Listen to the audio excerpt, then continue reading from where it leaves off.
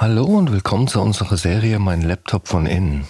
Hier möchte ich euch in einem schnellen Überblick zeigen, wie ihr den Akku tauscht und wie ihr an die wichtigsten Komponenten herankommt, wie SSD, RAM, Lüfter. Ich zeige euch dabei das Innenleben des Laptops. Ich zeige euch auch, was es an Tipps und Tricks noch gibt, was ihr vielleicht beachten müsst. Und dass es im Grunde genommen nicht so schwer ist, einen Laptop aufzuschrauben und an die einzelnen Komponenten heranzukommen. Legen wir los.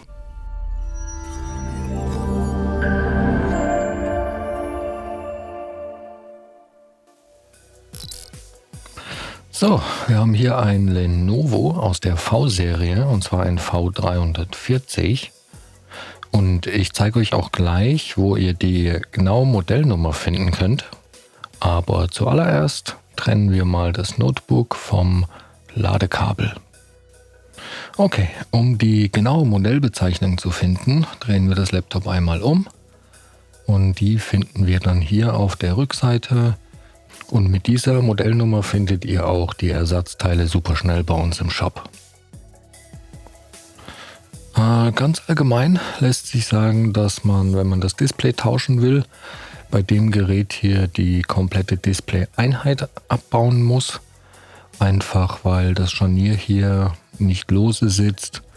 Das muss man komplett ausbauen, um an das Display ranzukommen. So, um das Laptop jetzt zu öffnen, muss man diese Schrauben hier lösen. Ich blende euch die auch im Bild ein. Wobei die letzte Schraube hier das Laufwerk hält, welches man auch rausnehmen muss, bevor man die Gehäuseunterseite entfernen kann. Ich benutze dafür ein Universalwerkzeugset. Das sind die gängigsten Aufsätze und auch Schrauben mit dabei, sehr praktisch. Ich verlinke euch das auch in der Videobeschreibung, falls ihr da Interesse habt. Ja, und als Aufsatz nehme ich hier einen Kreuzschraubendreher, und zwar einen PH0. Und dann schraube ich das hier mal im Schnelldurchlauf auf. Und da die vorderen 4 Schrauben kürzer sind, bewahre ich die separat auf. Und ja, wie vorhin erwähnt, erstmal das Laufwerk rausnehmen, sonst bekommt man die Gehäuseunterseite nicht ab. So, dann wollen wir mal schauen, wo genau das Gehäuse eigentlich mit der Gehäuseunterseite verbunden ist. Denn da müssen wir dann rein, um es aufzuhebeln. Und hier zum Beispiel kann man das sehr gut sehen. Zum Aufmachen des Gerätes benutze ich hier einen dünnen, flachen Metallgegenstand. Und dann schaue ich mal, wo ich am besten reinkomme, um eine Öffnung zu kriegen. In dem Fall fange ich jetzt hier auf der Frontseite an und dann versuche ich die Gehäuseunterseite ein bisschen nach oben zu hebeln. Mit ein bisschen Wackeln und hin und her rutschen funktioniert das immer ganz gut. Und ja, das laute Knacken gehört dazu. Das ist einfach, wenn die Unterseite aus den Einraststellen gelöst wird. Dann knackt und knirscht das manchmal, das ist aber normal.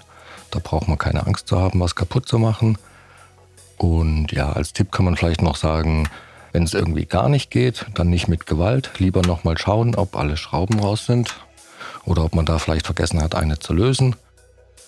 Und ja, dann kann man eigentlich auch schon mit der Hand meistens drunter fassen und das mit ein bisschen Rütteln und hin und her bewegen einfach abziehen.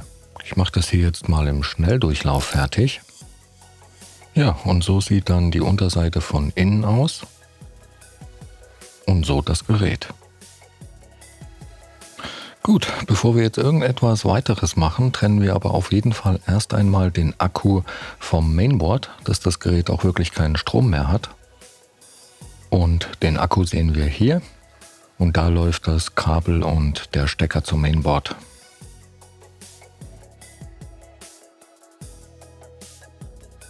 Ja, am leichtesten lässt sich der Stecker lösen, wenn man hier in der Mitte, da ist so eine kleine Erhöhung, da kann man das gerade ganz gut greifen und dann nach unten ziehen, ein bisschen hin und her wackeln und ja, bis der Stecker draußen ist.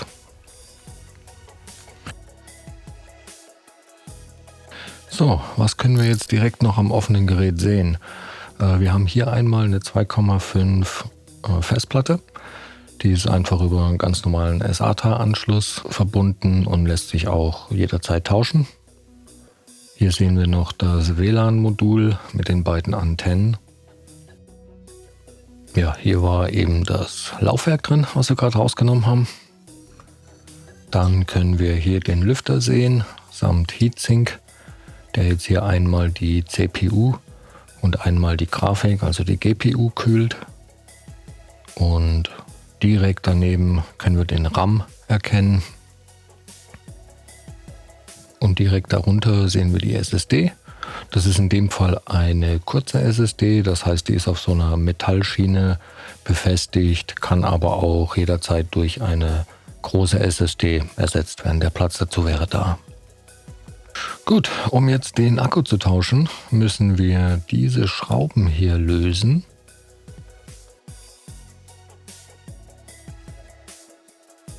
Hier ist jetzt unter diesem Lenovo-Aufkleber auch noch eine Schraube, die muss auch raus. Auch das mache ich jetzt mal hier im Schnelldurchlauf. Und wenn man dann alle Schrauben raus hat, kann man den super einfach nach oben hin wegnehmen und ja, austauschen. Hier unter dem Akku ist das Touchpad, was man bei diesem Gerät allerdings nicht einzeln tauschen kann. Das ist fest installiert.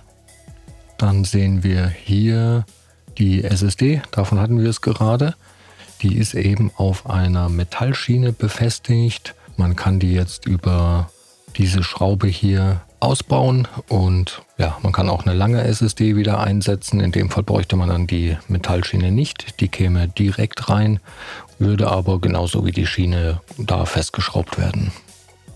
Um den RAM-Riegel, der hier ist, auszutauschen, muss man eigentlich nur diese beiden Klammern an der Seite so ein bisschen nach außen schieben und dann springt der einem förmlich schon entgegen. Man kann ihn dann einfach rausnehmen und durch einen anderen ersetzen. Beim Wiedereinbau einfach drauf gucken, dass das richtig einrastet.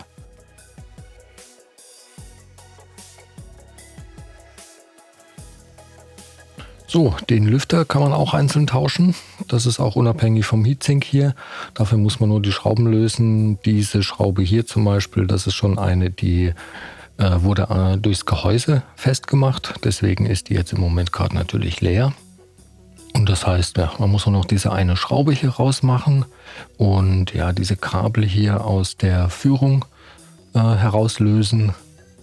Und dann natürlich noch das Kabel, was den Lüfter mit dem Mainboard verbindet. Das muss man auch noch trennen.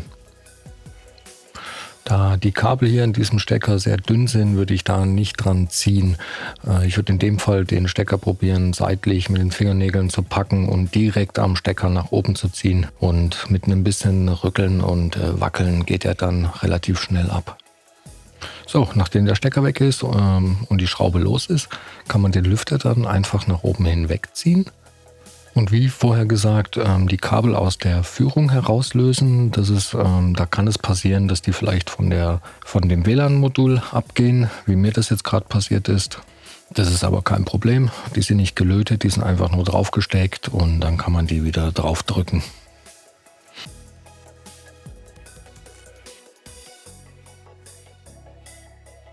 So, den neuen Lüfter, den schraubt man dann einfach wieder drauf.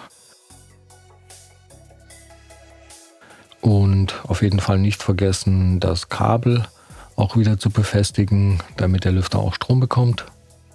Und ja, ich würde dann auch die WLAN-Antennen wieder in die Führung neben dem Lüfter reindrücken, damit da nicht noch was verknickt. Und dann ja, können wir das Gerät eigentlich auch wieder zumachen. Das heißt, wir bauen als allererstes den Akku wieder ein.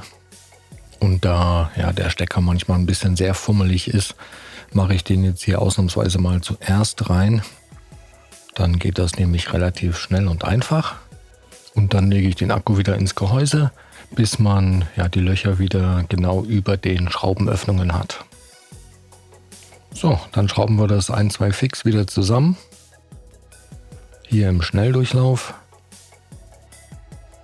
Und dann können wir eigentlich auch schon den Deckel wieder drauf machen. So, die Gehäuseunterseite wird jetzt einfach wieder drauf gedrückt. Und ja, da kann man ruhig ein bisschen kräftig alle Stellen wirklich zudrücken. Auch in der Mitte. Man hört das auch immer sehr gut, wie alles wieder einrastet. Ich gehe dann am Ende auch immer einmal um das Gerät herum und schaue, dass wirklich nirgendwo mehr eine Öffnung zu sehen ist.